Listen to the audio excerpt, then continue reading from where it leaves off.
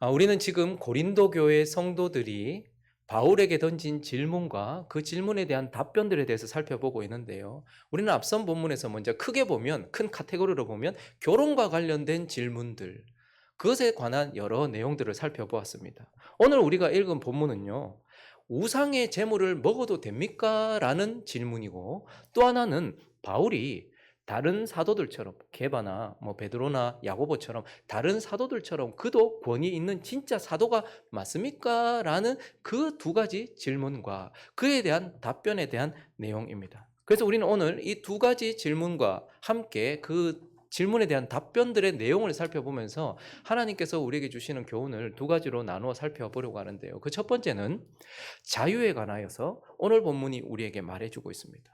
오늘 본문에서 고린도 교회 성도들이 먼저 바울에게 던졌던 첫 번째 질문은 우리가 우상의 제물을 먹어도 되는지, 우상에게 제사하였던 그 우상의 제물을 내가 먹어도 됩니까? 라는 그러한 질문입니다.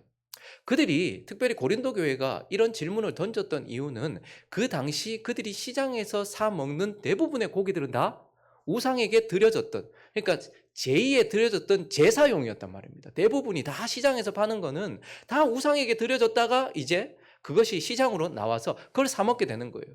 그랬기 때문에 이런 우상의 제물을 먹어도 됩니까? 예수 믿는 사람들이 이제 예수를 믿게 됐잖아요. 그래서 이거 먹어도 되느냐 하는 것이었고, 또 하나는요, 그 당시에 대부분의 교제를 위한, 사교를 위한, 비즈니스를 위한 모임들, 잔치들, 파티들, 이런 것들은, 이러한 모임들은 대부분 우상 숭배 이후에 나온 그 음식이 식탁 교제로 이어졌기 때문이에요.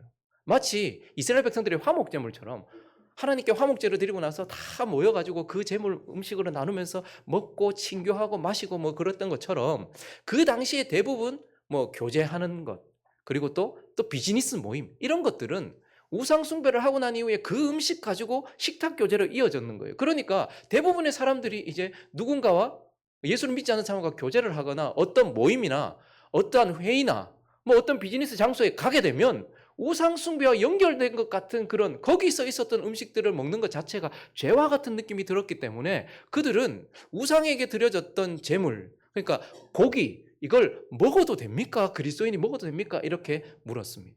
거기에 대하여 바울은 명확하게 대답하면서 이 부분에 있어서 너에겐 자유가 있다라고 이렇게 말해주고 있어요. 그거 먹어도 된다. 그건 음식이다 라고 이렇게 가르쳐 주고 있어요. 그렇지만 이러한 너희의 자유에는 제한이 있다라고 바울이 단서를 달고 있습니다. 그것은 무엇이냐면, 먼저 너에게 어떤 자유가 있지만, 여러분 그리스도인들에게는 많은 자유가 있습니다. 저와 여러분에게는 많은 자유가 있어요. 그렇지만 그 자유는 하나님의 뜻 안에서 누려져야 한다라는 거예요. 그래서 오늘 본문 4절부터 보시면, 그러므로 우상의 제물을 먹는 일에 대하여는 우리가 우상은 세상에 아무것도 아니다. 또한 하나님은 한 분밖에 없다. 그러니까 신이 한 분밖에 없고, 그리고 비록 하늘이나 땅이나 신이라 불리는, 이것도 신이다 하고 저것도 신이라 하고 다 신이라고 하는데 많은 신과 많은 주가 있다라고 사람들이 말하고 있으나, 그러나 우리에게는 한 하나님 곧 아버지가 계시고 만물이 그에게서 났고 우리도 그를 위하여 있고, 또 한 주 예수 그리스도께서 계시니 만물이 그로 말미암고 우리도 그로 말미암아 있느니라 라고 말하면서, 진리를 통해 봤을 때 원래 신이 있습니까 없습니까? 우리가 저걸 신이라고 이걸 신이라고 부르지만 신은 오직 한 분밖에 없다는 것. 그게 우리끼리 합의해서 나온 게 아니고 하나님의 진리에 의하면, 하나님의 뜻에 의하면 신은 한 분밖에 없으니 우상한테 저 신한테 드렸던 저 음식 먹어도 되나? 이 신한테 드렸던 음식 이거 먹어도 되나? 그런데 신이 어딨냐? 오직 하나님 한 분밖에 없지 않느냐? 인간이 만들어낸 거 아니냐? 부패한 너희 마음이 만들어낸 것 아니냐? 라고 말하면서 이러한 하나님께서 주신 지식, 하나님께서 주신 진리 안에서 누려져야 되고, 그러니까 우리의 자유는 하나님께서 신은 없다, 나밖에 없다, 그러니 그건 음식일 뿐이다 라고 하시는 하나님의 뜻, 그리고요 그분이 우리에게 주신 성령 안에서, 그러니까 그분이 우리에게 객관적인 진리를 통하여서 자신의 뜻을 계시하시고 우리 안에 주신 성령을 통하여서 우리 안에는 성령이 생명으로 역사를 해요. 자연적으로 어떤 사람이 그곳에 가는 것이 싫어질 수 있죠. 공기가 나쁜 곳에 가거나 그런 곳에 가면 자연적으로 우리는 그게 싫어질 수 있어요. 마찬가지로 영적으로도 우리 안에 계신 성령은 생명으로 우리를 역사하시거든요. 그러니까 하나님 기뻐하시지 않는 곳에 가면 마음에 성령의 역사들이 일어난단 말이죠. 감동이 있단 말이죠. 그래서 객관적인 하나님의 말씀과 우리에게 주신 성령의 뜻 안에서 걸림이 있다면 하지 말고, 그리고요, 우리에게 주신 양심이 있습니다. 양심은 신이 제시하시는 기준을 우리에게 가르쳐 주는 거거든요. 그래서 사람마다 양심은 다 다르지만, 그래서 거듭난 사람의 양심은 더 높지만, 그러나 이것은 각자에게 하나님, 신이 우리에게 요구하는 그 어느 정도의 범위를 가르쳐 준단 말입니다. 그래서요, 그걸 넘어버리면 양심이 소리를 치기 시작해요. 그리고 거기에 합당치 않다 싶으면 마음에 가책이 오기, 양심에 가책이 생기기 시작한단 말이죠. 그러니까 뭔가를 하려고 하는데 다른 사람은 아무렇지도 않게 하는데 나에게는 양심의 가책이 느껴진다든지 성령의 터치가 있다든지 아니면 그게 진리에서 벗어났다면 그건 누리면 안 된다라고 말하면서 우리에게 있는 자유는 하나님의 뜻 안에서 누려져야 된다라는 거예요. 그러나 동시에 또 오늘 사도 바울이 이제 강조하는 것은 무엇이냐면 우리에게 있는 자유, 너에게 자유가 있다. 그거 고기 먹으면 되지. 그 우상 신전에 같이 앉아서 교제하고, 너 지금 우상 숭배하러 간 거 아니잖아. 교제하러 간 거잖아. 그러니까 그거 먹으면 되지. 그렇지만 어떻게 해요? 형제 사랑 안에서 그게 누려져야 된다라고 말씀하고 있는 거예요. 형제 사랑 안에서 누려져야 된다라는 것은 형제의 지식을 고려해서, 형제의 시각을 고려해서, 형제의 생각, 그가 어떻게 바라보는가 이것도 고려해서 자유를 누리라라는 말입니다. 오늘 8장 7절을 보시면요, 그러나 이 지식은, 자, 하나님 한 분밖에 없고, 야, 너가 뭐 저 우상숭배가 뭐 저 신한테 드려졌다고 하는데 그건 말이 안 되는 소리 아니냐. 그런데 이 지식은 모든 사람에게 있는 것이 아니다. 어떤 이들은 지금까지 우상에 대한 습관이 있어서 우상의 제물로, 이거 난 진짜 우상숭배다, 이렇게 생각하는 거죠. 그러니까 시각이 다른 거예요. 그냥 바울이 봤을 때는 저 사람이 지금 우상숭배하러 간 게 아니고 저 사람들하고 교제하러 갔구나. 지금 저 사람이 지금 죄를 지으러 간 게 아니라 지금 저기서 비즈니스를 하고 있구나, 계약을 하고 있구나. 바울의 눈에는 그렇게 보일지 몰라도 다른 사람 눈에는 그렇게 우상 숭배하는 것처럼 보일 수 있잖아요. 전부 다 관점이 다르기 때문에. 그래서 다른 사람, 그 형제들이 어떤 시각으로 어떤 지식으로 어떻게 바라보느냐도 고려하면서 네 자유를 누려라라고 이렇게 말씀하고 있고, 그리고요, 또 하나는 형제 사랑 안에서 하는 말은 그 사람의 관점을 고려해서이기도 하지만 그 사람의 믿음의 분량을 고려해서 또한 네 자유를 누리라라는 거예요. 9절부터 11절 같이 보시면요, 그런즉 너희의 자유가 믿음이 약한 자들에게 걸려 넘어지게 하는 것이 되지 않도록. 그런데 어떤 사람은 진짜 거기에 신전에 앉아서 지금 우상 숭배하러 간 게 아니고 거기서 사업을 하고 있었어요. 비즈니스 계약을 하고 있었단 말이에요. 근데 이 사람은 믿음이 좋아서 그런데 가도 죄를 안 짓는 거야. 뭐 술에 흥박하게 취한다든지 우상 숭배를 한다든지 2차로 넘어가, 그렇지 않단 말이죠. 그런데 믿음이 약한 사람은 그런 곳에 갔다가 걸려 넘어질 수 있단 말이에요.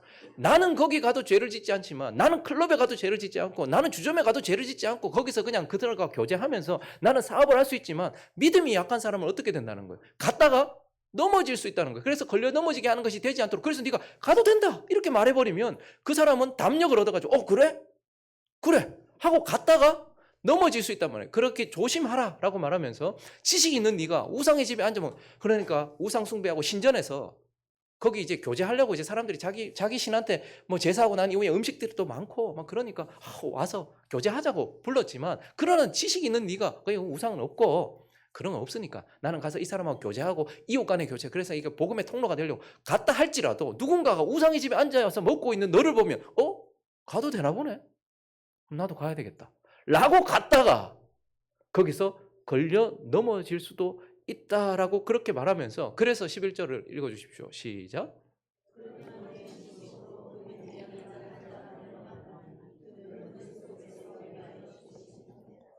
믿음이 약한 사람도 있단 말이에요. 그러니까 관점이 서로 다르고요. 그리고 믿음의 분량이 서로 다르기 때문에 나는 괜찮지만 거기 갔다가 누군가는 넘어질 수 있단 말이죠. 그렇기 때문에 그런 것들을 생각해서 네 자유를 고려해서 누려라라고 그렇게 말씀하고 있는 것입니다. 예를 들면 이런 것입니다. 실제로 교회 안에서 그런 일들이 일어나는데, 한 장로님이 사업을 하고 계세요.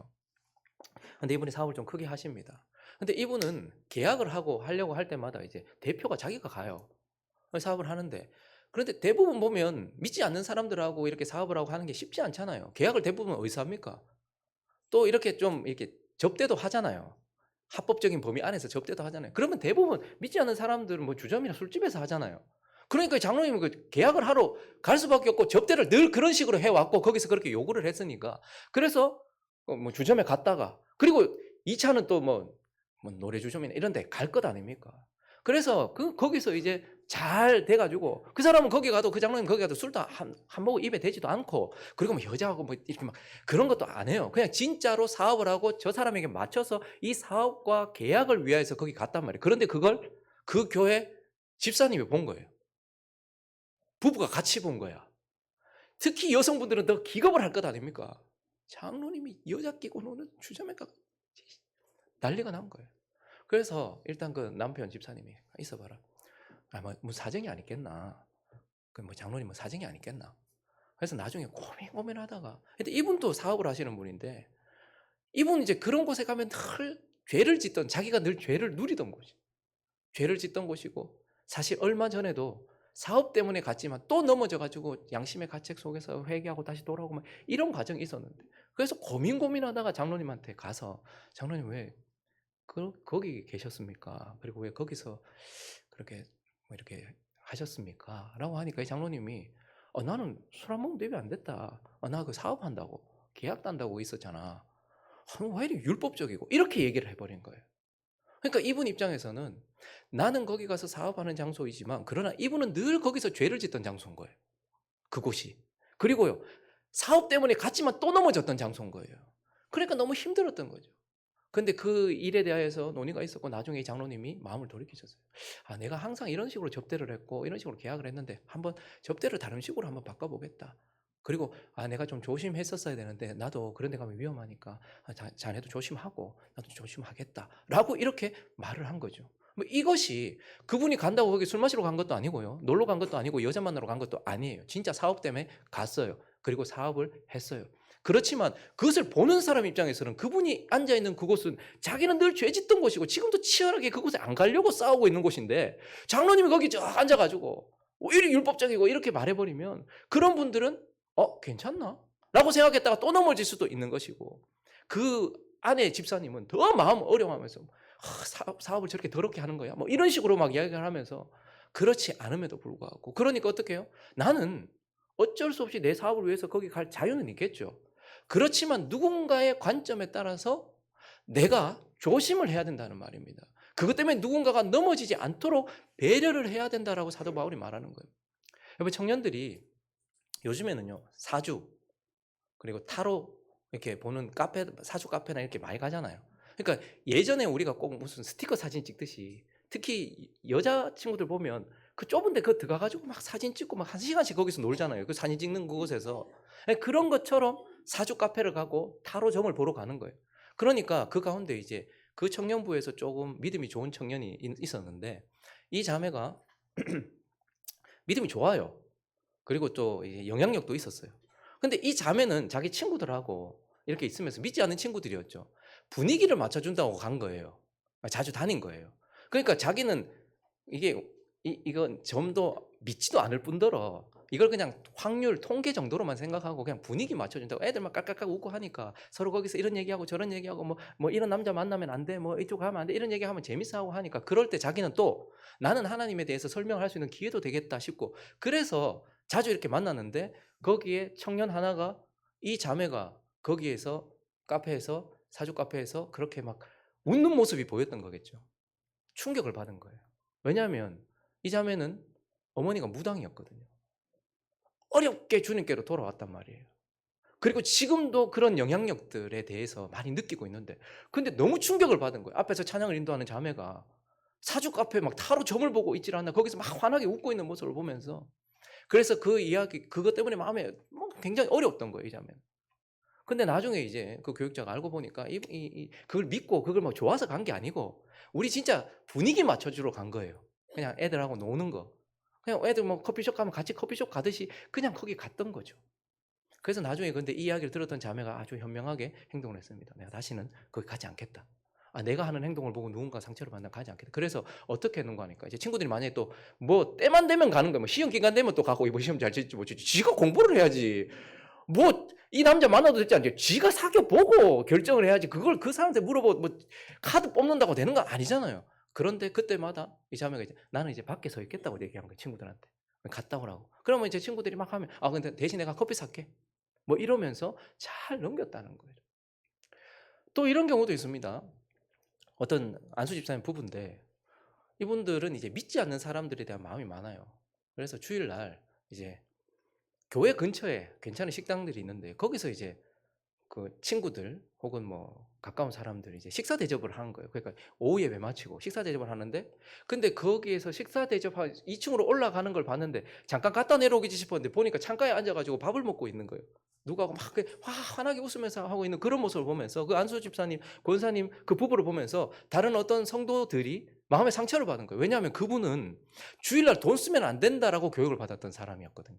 그러니까 주일날 돈을 쓰고 하는 것 때문에 부모님에게도 그 아버지가 그 장로님이셨고 했는데 막 정죄당하다시피 했던 거예요. 그러니까 주일날 돈을 쓰거나 주일날 이렇게 희덕거려서는 안 된다라고 생각했던 거예요. 그런데 이분은 그 믿지 않는 자들에게 교회도 가깝고 하니까 대접하면서 그 주일을 어떻게 보면 약간 복음 신방처럼 사용을 했던 거죠. 그런데 그걸 바라보는 이분 입장에서는요. 저희도 예전에 그랬지 않습니까? 저도 유초등부 교사 뭐 오래 했고 중고등부 교사 하는데 그 주일날 아침에 간식 사가면 제일 좋잖아요.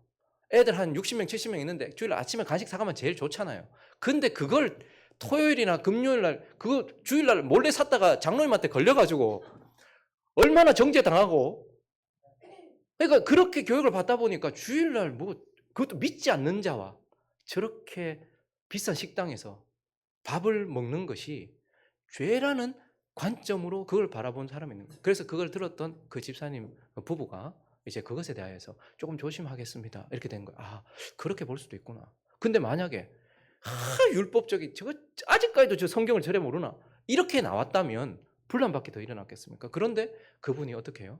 아, 그것에 대해 마음 어려워한다면 조금 힘들더라도 집으로 모시기도 한번 하고 그리고 조금 교회에서 먼 곳에서 식탁 교제도 하기도 하고 하면서 그렇게 했다는 것이죠. 여러분 주일날 밥 사 먹으면 됩니까? 안 됩니까?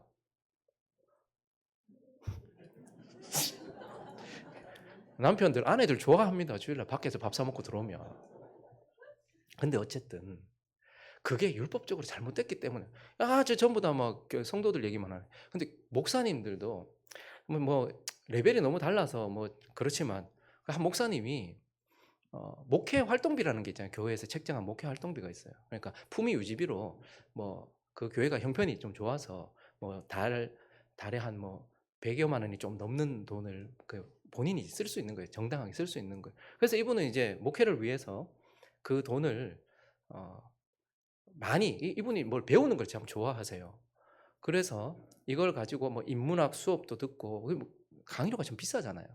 근데 그거 이제 교회에서 이제 목사님 위해서 품위 유지하라고 이렇게 돈을 뭐 그것도 하고 그리고 여러 세미나도 다니시고 그렇게 썼단 말이에요. 그런데 이분이 이제 목회를 하시면서 조금 이제 힘들어지신 거예요. 마음도 힘들어지고 몸이 많이 처지게 되니까. 그래서 이분이 이제 골프를 하기 시작하신 거예요. 그래서 건강을 위해서 골프를 시작하신 거예요. 그래서 골프를 하는데 이분은 이제 정당하게 이전에 인문학 수업 듣던 그 비용으로 정당하게 자기가 생각할 때는 그렇기 때문에 그래서 교회에 밝히는 것이 옳다라고 생각을 했고 그런데 이제 이게 재직해 할 때 그 이제 비용이 나오잖아요. 근데 이분이 이제 뭐 필드에 나가면 뭐 한 달에 한 번 정도 나가면 뭐 한 3-40만 원 뭐 적게 들면 뭐 그리고 막 뭐 격주로 한번 두 번 나갔다 하면 한 6-80만 60만 원에서 80만 원 정도. 근데 이제 이분이 어떤 달은 또 이렇게 4번 다 나갈 때도 있잖아요. 그러면 그 비용이 거의 골프 비용으로 나간 거 한 120에서 140만 원 정도 이렇게 비용이 나간 거. 이 목사님은 그걸 정당하게 그러니까 내가 숨길 이유도 없고 내가 인문학을 배운 것처럼 지금 건강을 위해서 이제 골프를 하셨고 그래서 매달마다 이제 좀 청구 비용이 달랐지만 그런데 그걸 본 성도들의 마음이 어려워진 거예요. 아직까지도 여러 성도들 중에는 골프를 이렇게 부의 상징 혹은 뭐 그렇게 보기도 하잖아요. 그렇기 때문에 그것에 대해 마음이 어렵다가 이렇게 보통 보면 우리 성도들이 다 착해서 참고 참다가 뭐 일 터지면 그때 같이 나오는 거잖아요. 그러다가 그걸 얘기했는데 이제 목사님이 시간이 많이 지나서 그런 이야기가 나오니까 그 얘기를 들었을 때에 아니 나는 내 몸 건강을 위해서 목회를 더 잘하려고 했던 것이고 그리고 내가 이 비용을 썼기 때문에 교회에 청구한 건데 그대로 청구한 건데 이렇게 장로님들하고 당에서 얘기를 했는데 그래도 그것 때문에 마음 어려워하는 성도들이 있다는 거. 그래서 이 목사님이 잘 결정을 했어요. 골프채를 놓는 거죠. 종목을 바꾸든지 아니면 또 골프가 생각나는 거예요. 그러면 자기 비용으로 한 자기 비용으로 하든지 아니면 그걸 대놓고 굳이 얘기할 필요는 없잖아요. 나 오늘 골프 나 이번 달에 골프 3번 갔다. 얘기할 필요는 없잖아요. 그 예화하는데 골프 예화할 필요 없잖아요. 그러니 그런 것들을 자제하게 됐다는 거죠. 목사님 또 그런 분도 계세요. 외제차를 이제 교회에서 이제 차를 목사님 좀 편하게 다니시라고 차를 이렇게 얘기하는데 그 목사님이 이렇게 뭘 잘 알아보시는 분이죠. 뭘 잘 알아요. 그래서 보니까 교회에서 제시한 금액만큼의 비슷한 금액으로 훨씬 더 안전하고 또 괜찮은 외제차가 있는 거예요. 그래서 이 목사님은 이거 말고 이걸 구입하는 게 훨씬 이후로 봤을 때도 좋겠다. 이렇게 이제 생각을 한 거예요. 그런데 비용 면에서도 이게 거의 비슷하고 실용적인 면에서도 이게 나은데도 불구하고 여전히 성도들 입장에서는 목사가 외제차를 모는 것에 대해서 마음이 어려운 분들도 있는 거예요. 여러분 어떠십니까? 제가 여러분들이 예를 들어서 저에게 이 차를 이렇게 이 차를 한 대 사십시오 했는데 그 비용하고 비슷한 외제차를 요거 사면 어떻겠습니까? 이렇게 말하면 여러분들은 어떠시겠습니까? 할렐루야. 그런데 성도들 중에는 여전히 이것이 상대적 박탈감으로 다가오는 분들도 있는 거죠. 그래서 그것을 캐치했던 장로님들이 이야기를 한 거예요. 물론 알아보니 이게 훨씬 실용성도 있고 하지만 그런데 이것에 대해 마음 어려워하는 성도들이 있습니다. 라고 이렇게 얘기해요. 근데 저는 두 부류의 목사님을 봤습니다. 한 부류의 목사님은 결국 그걸 샀어요. 훨씬 싸다 않카나. 지도 외제차 몰고 다니면서 화가 나가지고 장로님들 대부분 외제차인 거예요. 저거는 다 외제차 몰면서 나는 왜 안 되노? 이렇게 해서 결국 외제차를 사신 분도 계세요. 근데 어떤 분은요, 보류하셨다가 나중에 그냥 다른 차로 그냥 국내산. 근데 더 좋은, 더 비싸대요. 사실은 사보니까. 그걸 샀다. 이렇게 하시더라고요. 지금 무슨 말을 하고 있는 거예요? 고린도 성도들 중에는요, 저 우상한테 드려졌던 음식이기 때문에 저거 먹으면 안 되고 저기 모임은 우상 숭배의 연장선 아니냐라고 말하면서 거기 가면 안 된다고 생각했던 사람들이 있었어요. 그럼에도 불구하고 바울이 봤을 때는 우상도 없고 하나님 말씀에 어긋나지도 않고 그렇지만 그 가운데는 어떤 사람은 우상도 없으니까 내가 가도 된다. 내가 지금 뭐 고기 먹으러 간 거지. 내가 거기에 뭐 죄 지으러 갔나? 나는 거기 사업하러 간 거지. 내가 거기 우상 숭배하러 갔나? 그러니까 괜찮다라고 말하는 사람들이 있었어요. 그런데 그들 모두에게 말하고 있는 거예요. 형제가 어떻게 생각하는지를 고려해 봤느냐? 주의 말씀에서 벗어나지는 않았느냐? 너에게 있는 자유가 주께 걸림이 되거나 형제에게 걸림이 되지 않느냐? 너희가 한번 고려해보고 선택을 해야 된다라고 우리에게 가르쳐 주고 있는 것입니다. 여러분들은 참 좋은 교회를 다니고 있습니다. 외제차를 구입해서 마음 어려울 일도 없고 제가 월 4회나 필드에 나가서 그걸 재직해외 제가 보고할 일도 없기 때문에 여러분들은 그런 것 때문에 시험 받을 일이 전혀 없을 겁니다. 앞으로도 없을 겁니다. 좋은 교회를 다니고 있어요. 그렇지만 만약에 그런 일이 여러분들 주변에 일어난다 할 때에 같이 생각해 봐야 돼요.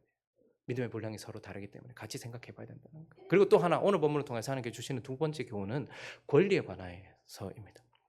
오늘 본문에서 고린도 교회가 던진 또 다른 질문이 있는데 그 질문은 뭐냐면 바울이 매우 조심스럽게 던진 질문이었겠지만 그러나 바울을 싫어하는 사람들은 그를 딴지 걸기 위해서 했겠지만 바울이 다른 사도들처럼 진짜 권위 있는 사도가 맞냐? 라고 질문을 던졌어요. 바울이 진짜 사도가 맞나? 이렇게 질문을 던진 겁니다. 이들이 이렇게 질문을 던졌던 이유는 바울은 나중에 홀로 다메섹 도산에서 부활하신 예수 그리스도를 봤잖아요. 다른 사도들은 주님과 함께 3년 반 정도 거했던 사도들이지만 바울은 홀로 예수 그리스도를 다메섹 도상에서 부활하신 예수 그리스도를 봤잖아요. 거기다가요. 또한 바울은 어떠한 권위와 조직 가운데서 자기의 권위를 주장하지 않았어요. 예루살렘 교회 안에도 일부러 그렇게 만든 건 아니겠지만 여러 조직들이 있었단 말입니다. 그러다 보니까 기둥처럼 여기던 게바가 우선되어지고 이런 조직들이 있고 그런 어떤 권위들이 있었는데 바울은 교회 안에 어떤 권위도 주장을 하지 않았어요. 그러나 무엇보다도 그들이 바울이 진짜 다른 사도들과 같이 똑같은 권위를 가진 사도가 맞나라고 생각했던 이유는 다른 사도들은 다 아내들도 데리고 다니고 어떤 특권도 있고 그리고 사례를 다 받더란 말입니다. 복음을 전하고 사도로서의 사역을 감당하기 위하여서 자기가 일을 놓고서 하나님의 일을 하잖아요. 그러니까 그 많은 성도들을 통하여서 자기의 비용을 감당하게 했던 그래서 사례를 받았단 말이에요. 그런데요, 사도 바울은 고린도 성도들에게 사례를 받지 않았단 말이에요. 그러다 보니까 바울은 좀 다른가? 다른 사도들하고 좀 다른가? 이렇게 생각을 했던 것이죠. 그러니까 사도가 맞나? 이렇게 질문을 했단 말입니다. 거기에 대하여 바울은 정확하게 이야기합니다. 오늘 9장 1절부터 2절에 보시면 내가 자유인이 아니냐? 내가 사도가 아니냐? 내가 우리 주를 못 봤냐? 그렇더라도 내가 행한 나의 일을 봐라. 너희가 예수께로 돌아오고 교회로 세워진 것이 누구 때문이냐? 너희가 나의 일이 너희가 아니냐? 혹 만약에 다른 사람들이 그렇게 말한다면 모르겠지만 다른 사람들한테 내가 사도가 아닐지는 모르겠다마는 그 너희에게는 내가 사도니 나의 사도됨을 주 안에서 인친 것이 너희고 나는 그들과 같은 사도다. 게바와 다를 바 없고 야고보와 다를 바 없는 나는 사도다. 그리고 나에게 3절부터 6절까지 보시면 나를 비판하는 자들에게 변명할 것이 이것이니 내가 먹고 마실 권리가 없겠냐. 야 나도 내가 일 안 하고 텐트 메이커로서 일 안 하고 나도 너희한테 사례를 받아가면서 그 사례대로 생활하면서 먹고 마실 권리가 없었겠느냐. 그리고 우리가 다른 사도들과 같이 주의 형제들과 같이 게바와 같이 나도 아내 데리고 다니면서 그렇게 사역할 권리가 없었겠느냐. 어찌 나와 바나바만 일하지 아니할 우리는 같이 내 일을 해가면서 그렇게 사역을 왜 내만 그런 권리가 내가 없어? 나도 우리도 일하지 않을 권리가 없었겠느냐? 너희한테 사례 받아가면서 그렇게 생활할 권리가 없었겠느냐라고 말하면서 권리가 있다라고 이렇게 말하고 있어요. 그리고 그 권리는요. 7절에 보니까요. 누가 자기 비용으로 군복무하며 누가 포도를 심고 그 열매를 먹지 않노? 누가 양떼를 기르고 그 양떼의 젖을 먹지 않노? 그러니까 상식적으로 생각해 봤을 때에도 합당한 권리 내가 가지고 있고 이거 믿지 않는 사람들도 그거 합당하고 쥐가 일해서 그 일하는 것 때문에 받는 거니까 그건 상식적으로도 합당한 권리요. 그리고 8절부터 또 계속해서 10절까지 보시면 내가 사람의 예대로 이것을 말하느냐. 그러니까 상식적으로도 사실 맞지만 율법도 이것을 말하지 않냐. 하나님의 말씀에도 보면 모세의 율법에 곡식을 밟아 떠는 소에게 망을 씌우지 마라. 기록하였을 때 하나님께서 어찌 그러니까 소들이 혹시 입에 망을 씌우면 곡식 떨면서 일하는데 그거 못 주워 먹을까 봐 지금 그거 걱정하는 것이냐?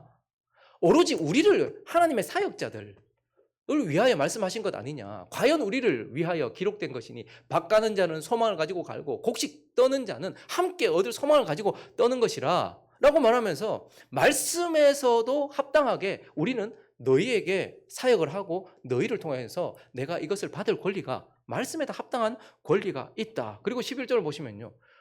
우리가 너희에게 신령한 것 뿌렸잖아. 그 너희 육적인 것을 구한다고 거둔다고 과하겠느냐? 그러면서 13절과 14절에 보니까요. 성전 일을 하는 자는 성전에서 나는 거 먹고 재단에서 섬기는 이들은 재단과 함께 나누는 거 너희가 알지 못하냐? 이와 같이 주께서도 복음 전하는 자들이 사역자들이 복음을 전하고 그 일을 하니까 당연히 주님도 그걸 인정하신다. 복음으로 말미암아 살 것이다. 인정하신다. 사례받을 권리가 있다. 나는 사도며 너에게 사례를 받아가면서 나도 그렇게 할 권리가 있다. 라고 말해요.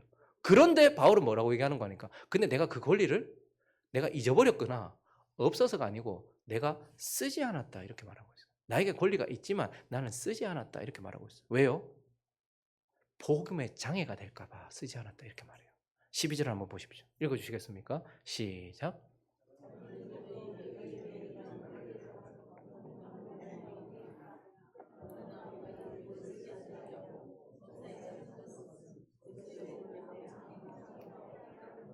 사도 바울은 주로 씨를 뿌리는 사역을 했습니다. 그러니까 믿지 않는 자들에게 복음을 뿌려서 교회로 세우는, 제자로 세우는. 그러다 보니 사도 바울 주변에는 대부분 다 초신자거나 믿으려고 하는 자들이 많았어요. 그러니까 얼마나 조심스러웠겠습니까? 거기다가 이제 막 초신자, 여러분 이제 교회 막 들어왔는데 막 목사가 막 11조 언제 합니까? 11조 안 할 겁니까? 이렇게 말한다면 그분이 아직까지도 잘하지도 못했는데 주를 사랑하고 주가 주인이라는 것이 고백되는 사람들이 하는 것인데 그렇게 하면 혹시나 상하지 않을까? 옳은 것 때문에 사람이 상하지 않을까? 그러니까 바울은 내가 이들에게 사례를 거두고 이들이 준 것으로 살아가다 보면 혹시나 예수를 믿은 사람들이 복음에 대해서 혹 이렇게 조금 걸림이 되지 않을까라는 우려가 있었고 그 당시에는요 많은 철학자들이나 어떤 지식을 가진 사람들이요 사례를 받아가면서 그러니까 그 강사료를 받으면서 지식을 전달하는 사람들이 많았어요. 고린도 지역에도 그런 사람들이 많았어요. 그래서 어떤 지식을 가지고 있는 사람이 강사료를 받으면서 이렇게 그러니까 바울이 하는 것이 혹 그런 철학자들의 지식처럼 내가 가진 복음이 그런 취급을 받을까 봐 바울은 복음의 장애가 될까 봐 그 권리 사용하지 않았다. 그러니까 고린도 성도들이 성숙했고 이미 교회가 조직이 되었고 잘 되어 있었다면 바울은 그러지 않았을지 모르겠지만 이제 갓 예수 믿은 사람들에게 사례를 걷어가면서 그렇게 하는 것이 복음의 장애가 될까 봐 나는 쓰지 않았다 이렇게 말하고 있고, 또 하나는요, 바울이요, 더 큰 상을 바랬기 때문에 나는 그 권리를 지금 쓰지 않았다라고 말하고 있어요. 18절에 보면요, 그런즉 내 상이 무엇이냐? 내가 복음을 전할 때 값없이 전하고 복음으로 말미암아 내게 있는 권리를 다 쓰지 않은 것이 이것이 내 상이지 않느냐? 그러니까 바울은요, 넉넉한 사람도 아니었습니다. 형편상 넉넉한 사람도 아니었어요. 거기다가 그가 욕심 없는 사람도 아니었습니다. 그럼에도 불구하고 그가 그 권리를 쓰지 않았던 이유는요, 이후에 주님께서 주실 상을 바라봤던 거예요. 여러분들이 뭘 잘했는데 지금 뭔가 잘했어요. 제가 상 주는 게 좋겠습니까? 이건희 회장이나 뭐 삼성의 지금 뭐 이재용 회장이 이런 사람들이 사례해 주는 게 좋겠습니까? 목사님 여기 그 삼성 회장이 상여금도 막 6억씩 한 사람한테 주는데, 여러분 잘했다고 뭘 주는데 제가 여러분한테 줘봤자 뭐 하겠습니까? 뭘 줄 수 있겠어요? 세상적으로 봤을 때 기도해주고 뭐 그거밖에 되겠어요. 그런데 그 이후에 만약에 삼성 회장이 여러분들한테 너무 고맙습니다. 내가 뭐 간단하게 약수하지만 살아야겠습니다. 제가 약수하다면 진짜 약수할 것이고, 그가 약수하다면 우리는 깜짝 놀라지 않겠어요? 바울은 지금 욕심이 없어서가 아니에요. 더 큰 욕심 때문이었어요. 나는 죽게 받겠다. 그래서 난 그분이 주신 상을 받겠다. 그래서 어떻게 한 거예요? 보류한 거예요. 지금 이 권리 쓰는 거 보류하고 이따가 내가 받겠다. 이렇게 했던 것이고, 그것보다 더한 것은 그는 더 많은 열매를 얻기 위해서 그 권리를 내려놓았다. 이렇게 말하고 있어요. 19절부터 23절 보시면요, 우리가 잘 아는 말씀인데 여러분들 한번 읽어주시겠습니까? 시작.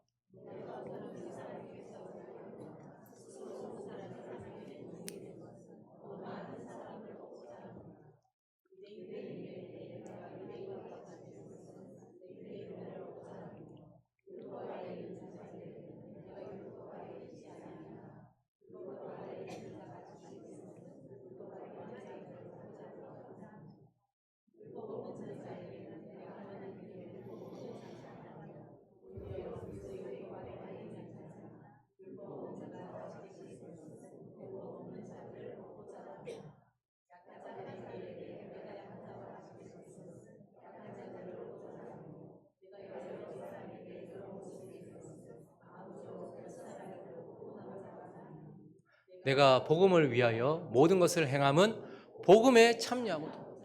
바울 진짜 불편하게 살았어요. 율법 없지 않은데 율법 없는 자처럼 살았고, 율법이 있는데 나는 유대인이 그 율법에 걸림이 없는데도 율법 있는 자 앞에서는 그 율법에 매이는 것처럼 살았고, 그렇게 불편하게 살았다. 자기가 편하게 먹고 살 권리도 있었을 것이고 그런 권리가 있었는데도 불구하고 그렇게 불편하게 살았던 이유가 마지막 절에 뭐라고 얘기하고 있습니까? 복음에 참여하고자 합니다. 그러니까 나중에 우리가 복음을 뿌리고 나면 우리가 추수를 할 것 아닙니까? 열매를 거둘 것 아닙니까? 그 열매를 거두는데 참여하고 그 추수에 참여하고, 그래서 하나님과 함께 누리기 위하여서 더 많은 열매, 더 익은 열매, 더 좋은 것들을 얻기 위하여서 그 권리를 내려놓았다, 쓰지 않았다, 이렇게 말씀을 하면서 하나님은 우리에게도 동일하게 말씀하십니다. 저와 여러분에게 권리가 있을 것입니다. 여러분, 목사가, 우리 교회는 독립교회 연합회 소속이지만 제가 이전에 있었던 그 교단에서의 목사는 교회 소속이 아닙니다. 노예 소속입니다. 그래서 여러분들이 저를 함부로 자를 수도 없어요. 그리고요, 목사는 참 많은 권리를 가지고 있습니다. 그리고 그 권리는 합법적으로 사용할 수도 있겠죠. 그리고요, 목사는 참 자유롭기도 합니다. 그러나 그러한 것들이, 그리고 성도 여러분도 마찬가지겠죠. 돈이 많은 사람은 좀 더 많은 권리가 있을 것이고 좀 더 편하게 사실 수 있을 것이고, 뭐 힘이 있는 사람들은 좀 더 그렇겠죠. 그러나 그 가운데서 주님이 오늘 우리에게 말씀하신 건 뭐냐면, 그게 있느냐 없느냐, 그리고 그것을 쓰지 마라, 이런 것이 아니라 그것을 어떻게 쓸 것이냐 하는 것에 대하여 우리에게 말하고 있어요. 세상은요, 권리를 주장하고 사용하는 것이 미덕이라면 그리스도인들은요, 권리를 절제하고 보류하는 것이 미덕입니다. 더 나은 것을 위하여, 주의 영광을 위하여 그렇다라고 우리에게 말씀하면서, 오늘 이 두 가지 질문의 핵심은 결국 자유와 권리에 관한 것이고, 이것을 어떻게 사용할 것인가. 그럼 제가 우리 교회 어떤 이전에 사역할 때 어떤 분이요. 주일날 예배 시간에 오는데 샌들을 신고 오는 거예요. 반바지를 입고. 여러분들은 어떠세요? 그런 걸 보면. 청년도 아닌데 막 패션에 앞서가 가지고 막 어떠세요? 어떤 분은 비난했고 어떤 분은 뭐 젊어서 저런갑다. 어려서 그런갑다. 했는데 그분의 태도, 저는 그분의 태도가 조금 아쉬웠습니다. 아무도 나한테 말하지 마라. 내가 내 옷 입는데 누가 무슨 상관인데. 그렇게 해버리더라고요. 그런데 그런 사람을 보면서 우리는 저러면 되나 하지만 어떤 영역에서는 우리가 그런 모습일 때가 많이 있습니다. 내가 하고 싶은 대로 하는 거지. 거기에 대해서 왜? 네가 왜? 말은 그렇게 하지 않을지 몰라도 우리의 마음은 내가 하는 건데 주님 막 그런 얘기하는 거 싫어요. 이렇게 살아가는. 그래서 지금 사회는 이제 더 많은 자유와 권리를 외치면서 책임마저도 자기의 권리인 양 주장하면서 살아가고 있습니다. 이제 그런 모습이 교회 안에도 일어나는 것 같아요. 목회자들이 성도들을 생각하지 않습니다. 성도들은요, 다른 성도들을 생각하지 않습니다. 그래서 오늘 사도 바울을 통하여서 하나님 말씀하십니다. 자유와 권리는 사용할 수 있다. 그러나 어떻게 사용하는지 너희는 주의하여야 된다라고 말씀을 하고 있는 것입니다. 말씀을 정리하겠습니다. 여러분, 이렇게 한번 상상해 보죠. 우리가 이제 하나님 나라가 임하고 완전히 완성되는, 이미 시작된 이 하나님의 나라가 완전히 완성되었어요. 그리고요, 그 하나님 나라에서 예수님과 모든 구원받은 성도들이 다 함께 모여서 예수 그리스도의 살과 피를 기념하는 성찬식, 그러한 그 잔치가 일어났어요. 거기서 예수님이 떡을 떼면서 저희한테 주시면서 이것으로 우리가 먹었다고 너무 기뻐하고, 그리고 이제 주님께서 자신의 피를 상징하는, 우리를 구원한 그 피를 상징하는 그 잔을 우리에게 주시고, 거기서 우리에게 전부 다 잔을 들어라. 잔을 들었어요. 그리고 주님께서 바울에게 건배사해라. 자, 한마디 해봐라. 라고 말한다면 바울은 뭐라고 건배사를 했을까? 저는 오늘 본문을 통해서 보면서 그런 생각했어요. 바울은 거기서 만약에 건배사를 하라고 했다면 잔을 드십시오, 성도 여러분. 그리고 이렇게 했을 것 같아요. 형제를 위하여, 복음을 위하여 라고 이렇게 건배사를 했을 것 같아요. 사도 바울은 입으로만 그렇게 건배사를 한 게 아니고 삶을 그렇게 살았습니다. 그래서 고린도서 8장 13절을 보시면, 그러므로 만일 음식이 내 형제를 실족하게 한다면 나는 영원히 고기를 먹지 아니하여 내 형제를 실족하지 않게 하리라. 내 자유 때문에 누군가가 상처를 입는다면 나는 그거 안 하겠다. 형제를 위하여 살겠다라고 말하고 있고, 마지막으로 9장 23절 읽어주십시오. 시작.